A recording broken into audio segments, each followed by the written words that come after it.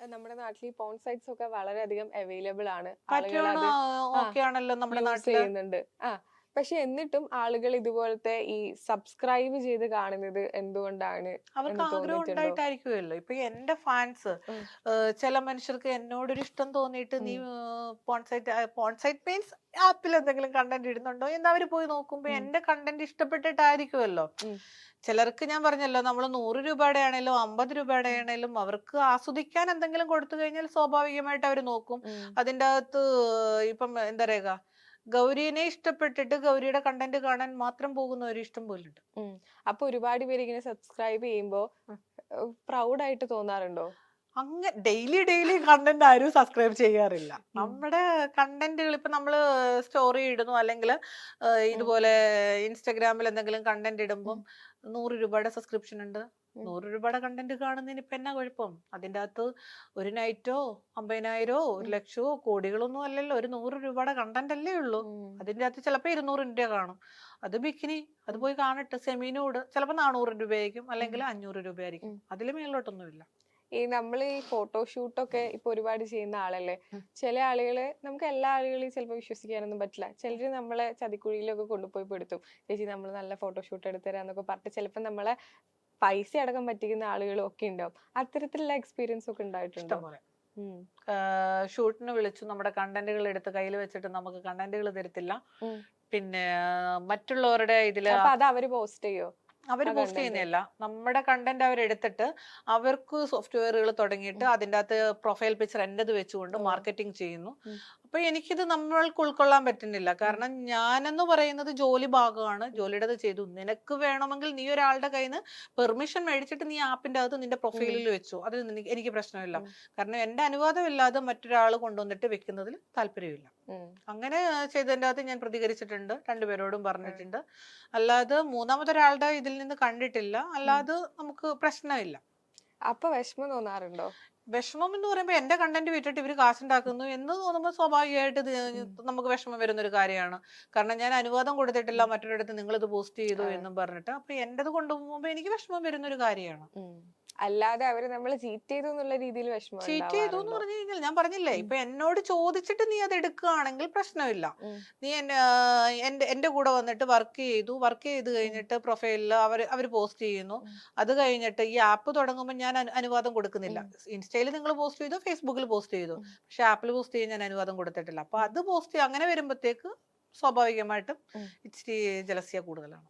ഈ നമ്മളെല്ലാ ഇൻഡസ്ട്രിയിലും കോമ്പറ്റീഷൻ എന്ന് പറഞ്ഞൊരു സംഭവമുണ്ട്. ഈ പാട്ട് പാടുന്ന ആളുകൾക്കിടയിൽ കോമ്പറ്റീഷൻ ഉണ്ട്, സിനിമാ നടന്മാർക്കിടയിൽ, സിനിമാ നടിമാർക്കിടയിലൊക്കെ കോമ്പറ്റീഷൻ ഉണ്ട്. അപ്പൊ ഇതുപോലെ ഈ സെമി ന്യൂഡ് കണ്ടന്റ്സ് അല്ലെങ്കിൽ ഈ ഇത്തരത്തിലുള്ള ഫോട്ടോഷൂട്ട്, മോഡലിംഗ്, ബോൾഡ് ഫോട്ടോഗ്രാഫി ചെയ്യുന്ന ഒരുപാട് പേര് ഇപ്പൊ ഉണ്ട്. പണ്ടൊക്കെ നമ്മൾ കുറച്ച് ആളുകളെ കണ്ടിട്ടുള്ളൂ. ഇപ്പൊ അത്തരത്തിലുള്ള ഒരുപാട് പേര് ഒന്നാമത് ഈ സോഷ്യൽ മീഡിയയിൽ സബ്സ്ക്രിപ്ഷൻ അങ്ങനത്തെ ഒരു സാധനം കൂടി അത് വന്നപ്പോ എല്ലാ കുറെ ഫോട്ടോഗ്രാഫറുടെ പേരുണ്ട്. ഇതിലും ഉണ്ട് ഈ കണ്ടന്റ് ഇടുന്ന ആപ്പുകൾ. ഉം. ഫോട്ടോഗ്രാഫർ കൊച്ചു പിള്ളേരുടെ വരെയിലും ഉം. ഒരു സോഫ്റ്റ്വെയർ ഉണ്ട്. ഒരു ഉം. മനുഷ്യന്റെ പോലും ഇല്ലാന്ന് ഞാൻ ഒരിക്കലും പറയില്ല. ഉം. എവിടെ നോക്കിയാലും click in bio, click in ഉം. ബയോ എന്നും പറഞ്ഞിട്ട് കൊടുക്കാറുണ്ട്. അത് ഉം. ഞാൻ കണ്ടിട്ടുണ്ട്. അപ്പൊ ഈ നിങ്ങളുടെ ഒരു ഫീൽഡിൽ കോമ്പറ്റീഷൻ ഉണ്ടോ നല്ല രീതിയിൽ? സ്വാഭാവിക ഇഷ്ടം പോലെ കാണത്തില്ലേ. അത് ഉം. ഇപ്പം നമ്മളൊരാളിനെയും ഞാൻ പറഞ്ഞല്ലോ, മറ്റൊരാൾ നന്നായി വരണമെന്നേ നമ്മൾ ആഗ്രഹിക്കാറുള്ളൂ. ഉം. അതിൻ്റെ അകത്ത് ഇന്ന ആൾ ഇന്നത് ചെയ്യുന്നു എന്നും പറഞ്ഞിട്ട് നമുക്കൊരു കുശുംബാസൂയ അങ്ങനെയുള്ള ഉം. കാര്യങ്ങളില്ല. അത് അവരവരുടെ ജോലിയുടെ ഭാഗമാണ്. ഞാൻ പറഞ്ഞല്ലോ, ഞാൻ വന്ന സമയം മുതൽ ഞാൻ ഒരുപാട് സ്ട്രഗിൾ ചെയ്ത് വന്ന ഉം. ഒരാളാണ്. അതേപോലെ ആയിരിക്കും ഒരാളുടെ, ഇപ്പൊ മറ്റൊരു ഉം. പെൺകുട്ടി വന്നെന്ന് പറഞ്ഞാൽ സാമ്പത്തികമായിട്ടും ഒന്നുമില്ലാത്തവരായിരിക്കാം. അപ്പൊ അവർക്കും ജീവിക്കണ്ടേ നമ്മുടെ അതെ. സമൂഹത്തിൽ. എല്ലാ മനുഷ്യർക്കും ജീവിക്കണം. ഉം. അപ്പം ഞാൻ ചോദിക്കുന്നത്, അവര് ഒരാൾ ചെയ്യുന്ന കണ്ടുകൊണ്ട് എനിക്കൊരു ഉം. ഇച്ചിരി കുശുമ്പെടുത്തിട്ട് ഉം. കാര്യമില്ല.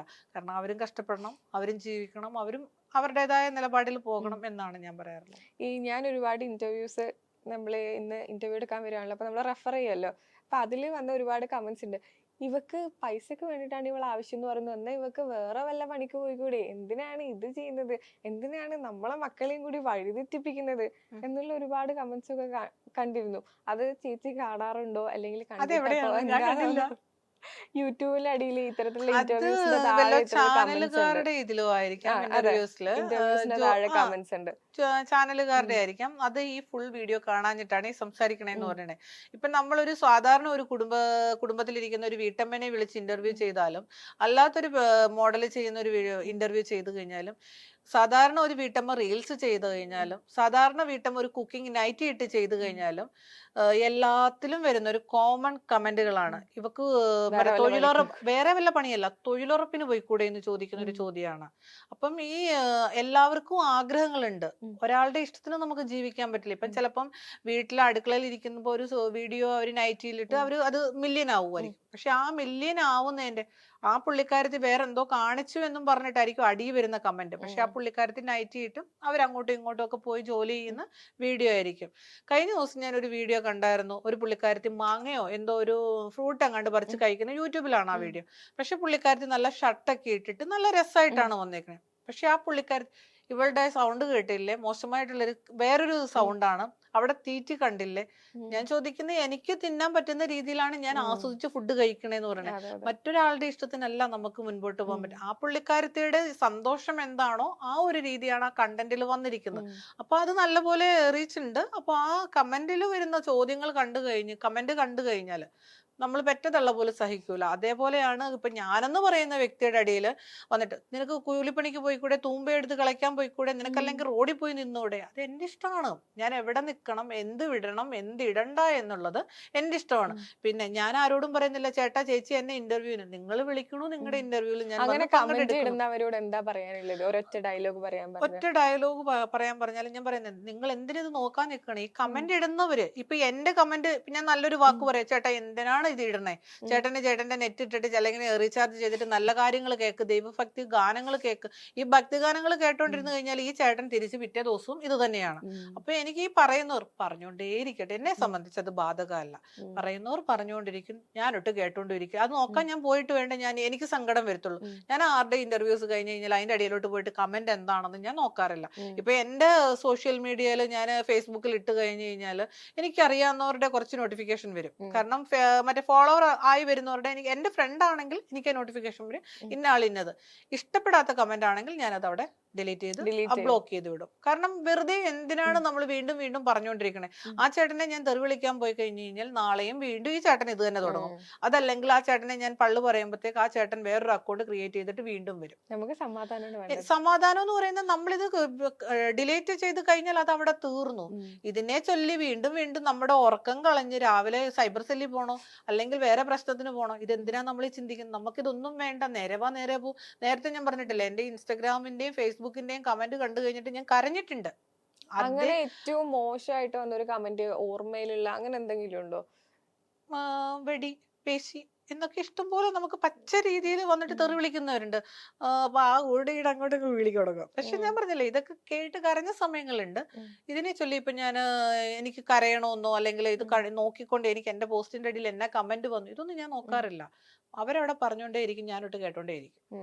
ഈ നമ്മൾ ഇങ്ങനത്തെ ഒരു ഫോട്ടോഷൂട്ട് അതായത് ബോഡി ആർട്ട് ചെയ്യുന്നത് കൊണ്ട് തന്നെ നമ്മള് ഈ ബോഡി പാർട്സിനെ വെച്ച് പോലും കമന്റ് മോശമായി കഴിഞ്ഞ ദിവസം ട്വിറ്ററിൽ എക്സിൽ കിടപ്പുണ്ട്, എന്തോരം ഇട്ടിട്ടുണ്ട്. ഞാൻ ചോദിക്കുന്നത് നമുക്ക് ദൈവം ഇത്രയെങ്കിലും ഭംഗി തന്നിട്ടുണ്ടോ എന്ന് പറയാം. ഇതൊന്നും ഇല്ലാത്ത ഒരുപാട് മനുഷ്യരുണ്ട്.